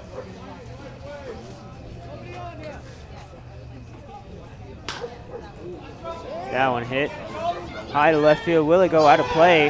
It stays fair. Bases are loaded here for the Royal Blue Dogs. Coming up to bat, Nick Carlson, the catcher.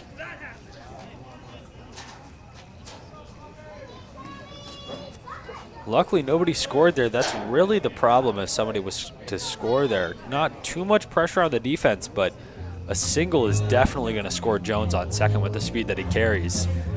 Ground ball here could really clutch for this defense to turn it and make a double play, get him out of the inning going into the seventh. Meeting here at the mound for Versalino.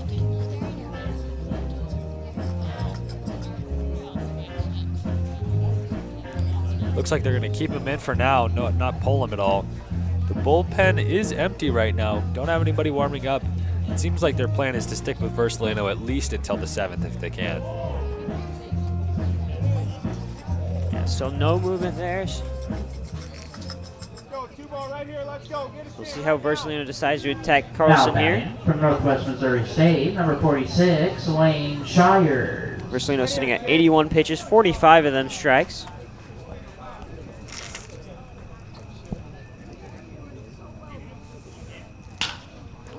That one hit up in the air, shallow right field, getting under it, unable to make the catch. 1 run will score. Coming around is Devin Jones. He's going to get the green light to go. 2-run score. We've got a tie ball game here, 3-3 between the Royal Blue Dogs and the Red Raiders. Really unfortunate in the right fielder side of things, having that ball just fall in under his sliding glove. It's going to score 2 as the ball gets past him. And here comes the second mound visit.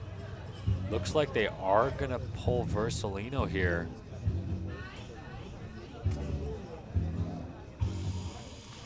Although he gave up 3, he had an amazing outing. 5 1/3, 3 runs, 4 hits. A few walks, but still a great outing from Versalino. So officially 5 1/3 for Versalino here. We'll take a quick look at the new pitcher when we get back. We'll take a quick break here, allow the new pitcher to get settled in. We'll talk to you when we get back from the break.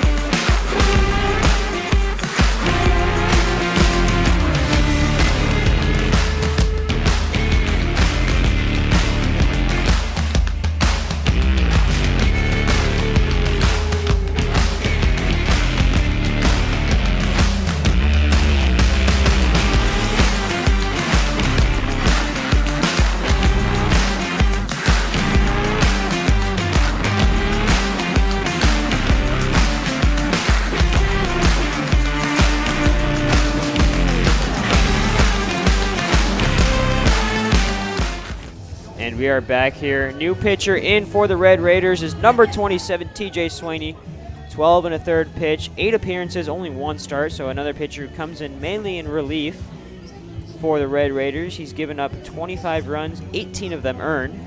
ERA is looking 10.216, 23 strikeouts, 25 walks. So he needs to find some control here if he wants to hold this lead at hold the score at 3-3 with runners at second and third, only 1 out. So ground ball most likely scores 1 unless they want to load the bases up. And a few defensive changes for the Red Raiders. Bertetic moves from first to third, and Mitchell Baker comes in at first base for the Red Raiders. Eli McDonald, the designated hitter.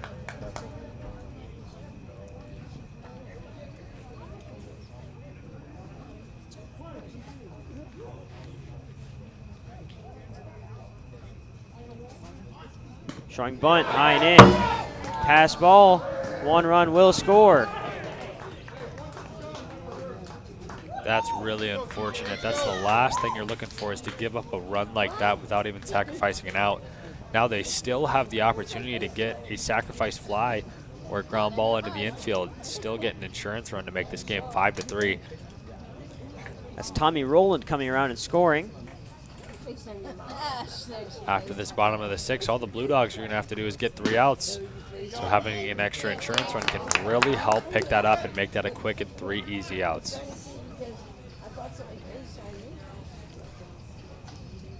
With how well Versalino was pitching, we thought he could push all the way to 7, but things fall apart here in the 6th inning. The Royal Blue Dogs able to capitalize on a few missed opportunities by the Red Raider pitcher. He gets pulled for TJ Swaney. And a 3-run bottom of the 6th turns things around here, and Blue Dogs now have a 4-3 lead.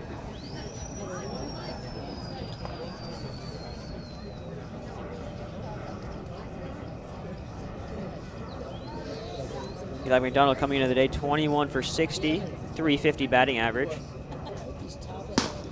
That one's high, 3-1.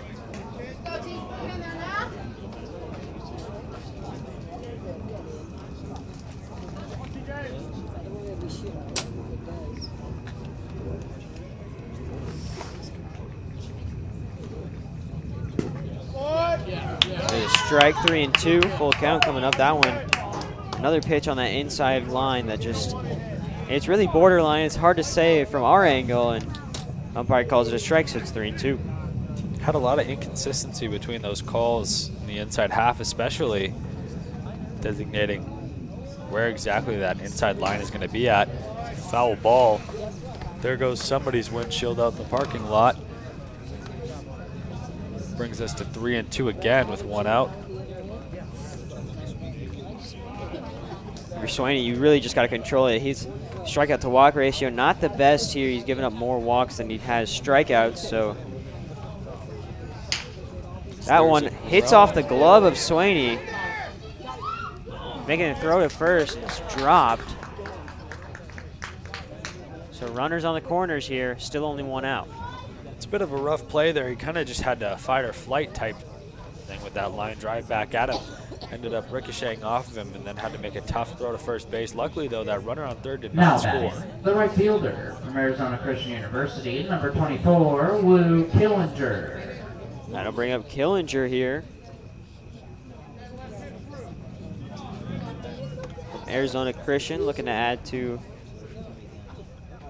the Royal Blue Dogs' newfound lead here as they score 3 in the bottom of the 6th and are still looking for more. That one's passed behind, heading home and scoring there for the Blue Dogs, number 46, Lane Shires. Now 2 runs in this inning just off of pass balls. I don't necessarily think those pitches weren't blockable. Certainly gives a different distinction for the Red Raiders now in the bottom of the 6th. Down 2 with the runner on second, still with only 1 out. If they find a single, could score at least 1 run and almost make this game out of reach with 3 outs left at the top of the 7th. It's McDonald there at second. Pitch is high, 2-0. He's really struggling to settle in right now. And if he doesn't, it seems like this could get out of hand quickly.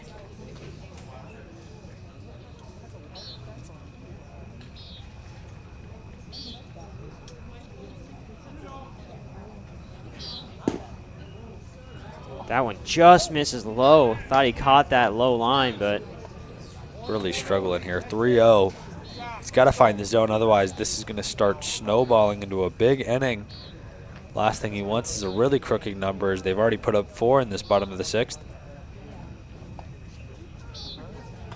coming from 2 down to take a 2-run lead here have the Royal Blue Dogs, and still only 1 out with a runner on second. Pretty cool to see this comeback, though, especially with postseason ball coming up. Especially with this game almost being the deciding factor for who's going to play that #1 seed. Could be the difference between a team's season ending or continuing throughout this postseason. He gets the strike call on a pitch that probably normally wouldn't be called a strike, but 3-0 gets you a little bit extra. 3-1 now with 1 out. Just looking for something to drive. Most likely a fastball over the middle. Just got to get it over the plate here if you're Swaney. And instead it's in the dirt. So it's a walk. So McDonald's at second, Killinger's at first. That'll bring up number 37, the second baseman, Ryan from Easton. Arizona Christian University, number 37, Ryan Easton.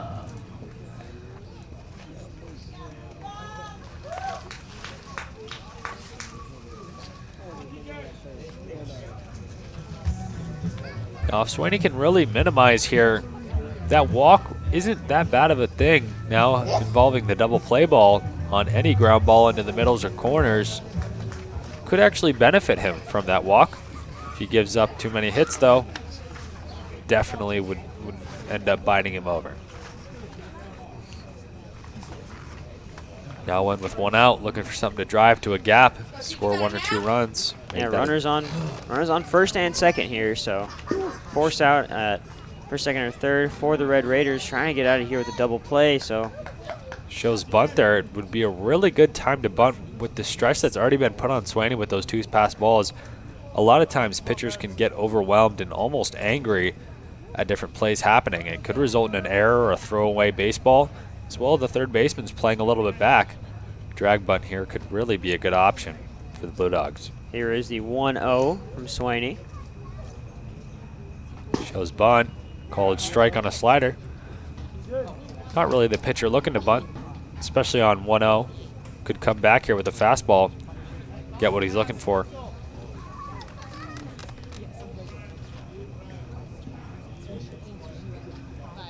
Here's the 1-1. We'll see if he shows bunt again.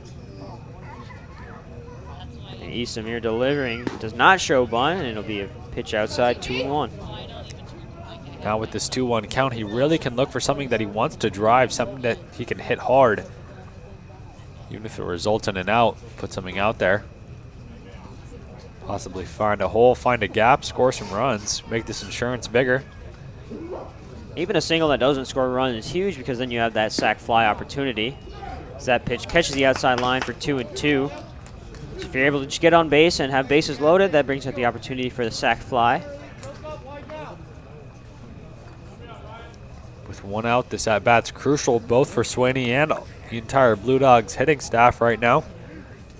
As Arnav said, another base runner here involves that sacrifice fly, sacrifice ground ball type situation. He's going to get ball 3 on a fastball up and away. Here it is, as we said before, probably the most important pitch of this inning coming up. 3-2 with 1 out. Ball 4 here could result in a bad turn of events coming up. Strikeout could really, really help Swaney. No activity in the Red Raiders bullpen, so they're seeing if Swaney can figure this one out.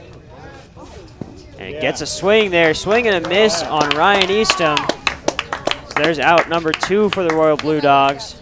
It's a really risky pitch for Swaney there. If he would have taken that, that's ball 4, but that slider that started on the outside half already and ran off into the dirt really turned out being a success for him, getting that third strike swinging. So he looks to get a third out here. Really any ball in play will work other than a base hit.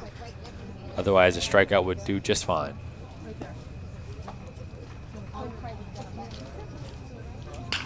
This one popped high. It's going to go in foul territory, but it's a playable ball. And the catch is made there by the first baseman, Mitchell Baker. That'll be the end of the 6th inning. And just like we were saying all game, the Royal Blue Dogs needed to find their offense, and finally they did. They'll end the 6th inning with 4 runs. 5-3 the score for the Royal Blue Dogs. They get 3 more outs before they can win this game. Red Raiders have something to say about it. We'll see what they say when we come back on the Corn Belt League Network.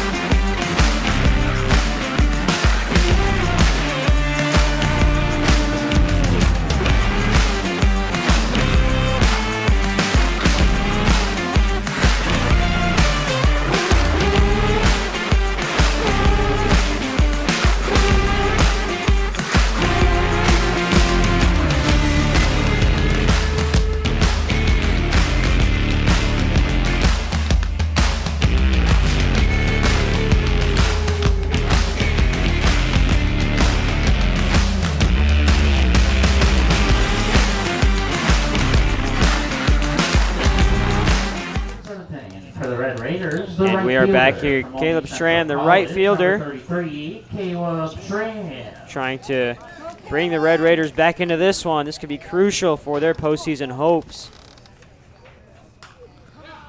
All three teams at the bottom as this one's popped up and almost hits our camera.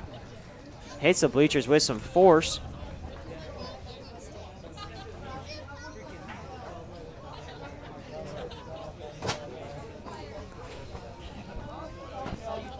There's the loud 0-1.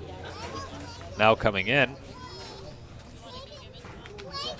Good pitch in there for 0-2. Second off-speed pitch for a called strike, bringing up 0-2. Really could be a good opportunity to get a strikeout early. Pitch is low in the dirt. So it'll be 1-2. Langfelder just trying to get Schramm to chase. Schramm is patient there.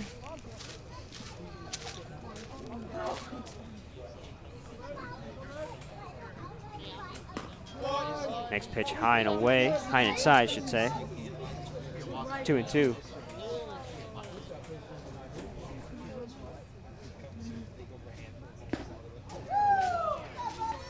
There's strike 3 swinging. Really good pitch over there. Get the first out of this inning. Got to bring up Arrow Wallen, number 36, the second baseman. The second baseman from St. Cloud State, number 36, Arrow Wallen.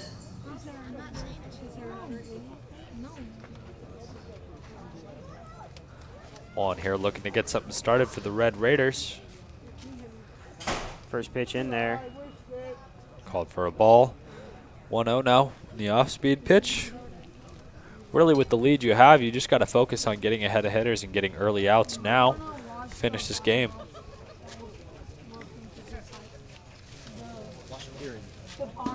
There's a high and inside fastball called for ball 2. Now bringing up 2-0 to a pretty big power hitter. Can't leave too much over the plate. Arrow Wallen hits this one high. It'll go out of play here. It's a 2-1 the count. For Langfelder, that's a good one. You're lucky he fouled that one off and put it in play. Left that pitch hanging over the center of the plate a little bit. 2-1 here. Honestly, I think that's really the right idea when you have this lead in the top of the 7th is kind of let him hit it almost. And right on cue, there's a hit into right field. Trying to get the out at first there, but unable to get him as Arrow Wallen takes first base. They'll bring up number 27, TJ Swaney. Almost had him on that throw to first. That almost would have been a little embarrassing coming from a base hit. Now batting, the pitcher from Southwestern Community College, number 27, TJ Swaney.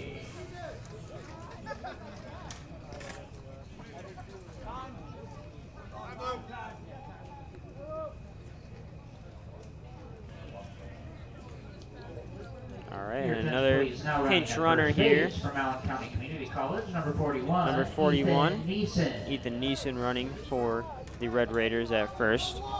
Saw him score early in this game, pinch running for TJ Swaney, but Swaney's now at the plate.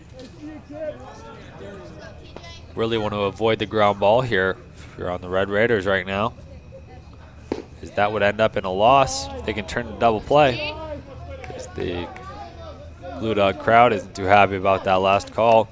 Low and away fastball to bring us to 1-0 right now. Here's the 1-0. That one hit high.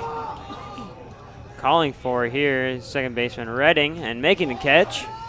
2 away for the Red Raiders, and Blue Dogs 1 out away from completing a comeback in the bottom of the 6th inning.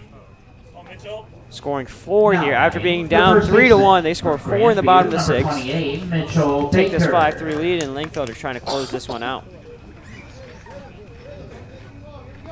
We got Mitchell Baker. Started the game at DH and then jumped over to first base when they brought in Swaney to pitch.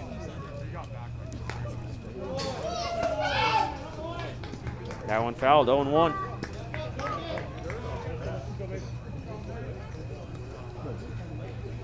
Oh, 1 here, really looking to get ahead to an 0-2 count so we can put this Red Raider offense away, secure the win.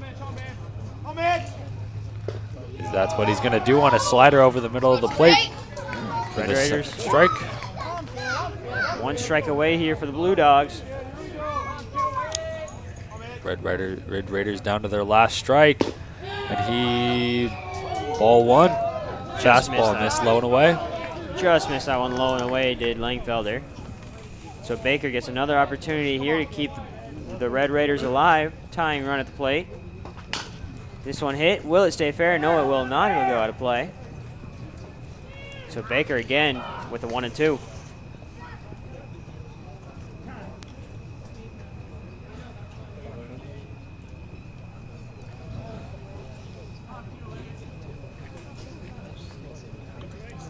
Two outs here, really just focusing on getting a pitch over the plate. Catch him out in front like he did there, or blow a fastball right by him. Red Raiders again down to their last strike. And that one just high there from Langfelder. So it'll be 2 and 2. Baker looking to attack again here. Looking to get that third one, and time is called. Baker will step away, regroup himself as he tries to figure out what Langfelder's throwing. That one outside. 3 and 2 full count from Langfelder after being up 0-2. Breaks it to a full count. 3 and 2. He's really just got to put someone over the plate right now. Force a ball in play. And there it is. Strike 3. What a play that is from Langfelder. And that'll be game. The Blue Dogs complete the comeback. 4-run bottom of the 6th to take this one 5-3. And Langfelder coming in clutch in relief here. Struggled early on when he came in, got hit on by a few Red Raiders, but eventually settled in and finished the game strong. Absolutely, really strong coming out of the bullpen. Really secured that game after the comeback. Folded it up in the 7th inning. Now the Red Raiders play a red-hot Haymakers team tomorrow to try and climb out of the last place position that they've been in all season. The biggest thing that we're looking for is who's going to be that 8 seed playing against the Field Ballers. Absolutely, that is really where you don't want to be going into this postseason tournament, is playing that #1 seed, the Field Ballers. You know, we'll see that coming up tomorrow, the next day. Thank you for attending tonight's game. Please. We'll have a chat with our player of the game here from the Royal Blue Dogs. It's going to be Lane Shires after the break here. But as of now, this has been Arnav Pokhrel, joined by Brayden Gum and the rest of the Corn Belt broadcasting team. We'll have that post-game interview with our Kelly Supply Company player of the game after the break.